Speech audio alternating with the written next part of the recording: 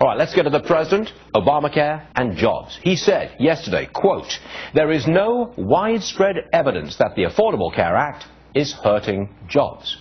Congressman Mike Burgess, Republican from Texas, is joining us now. He is a doctor, live on Capitol Hill.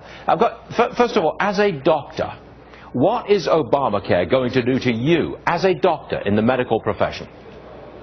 Well, the regulatory control over the physician's practice is something that I don't think anyone has really anticipated, and no doctor practice is actually ready for that. Sections like 1319 in the healthcare law, where the Secretary of Health and Human Services is going to have vast new regulatory authority over doctors' practices under the guise of regulating quality, but that's a world in which most of us have never existed before. Is that a way of regulating how you treat patients, what treatment you give them, authorized by the government? Is that it?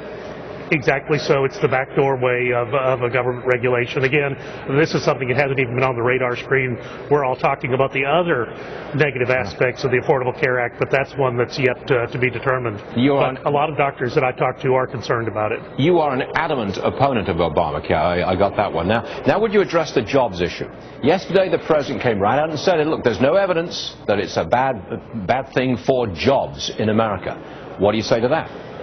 Well, I would ask the president simply where his mouth is, and if he really believes that to be true, why not delay the implementation of the Affordable Care Act until the unemployment rate is, I don't know, perhaps under 6% nationally? The fact of the matter is that health economists like John Goodman down in Dallas, who've written on this issue, point out the fact that you tax employment, you subsidize unemployment. What do you think you're going to get out of that equation? And Stuart, I just ask you this: when at any time has the infusion of vast amounts of federal dollars ever meant that the price of something has come down? We can look at housing, we can look at student loans. You kind of get the picture, don't you?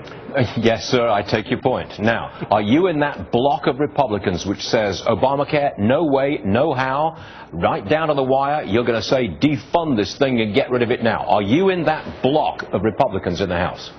Well, that is the vote that I took last Friday, and that's the bill that is now pending over in the Senate. Yeah, I'd like very much for them to take up the House-passed bill and send that down to the White House and let the president deal with whether or not to sign it. The fact of the matter is, we will stay here on Capitol Hill until we get this job done. None of us wants to shut the government down. We are fully funding the government in the bill that we passed last week, except that we withhold the money from the implementation of the Affordable Care Act. Not the first time that the House has ever tried to rein in the executive branch by withholding funding.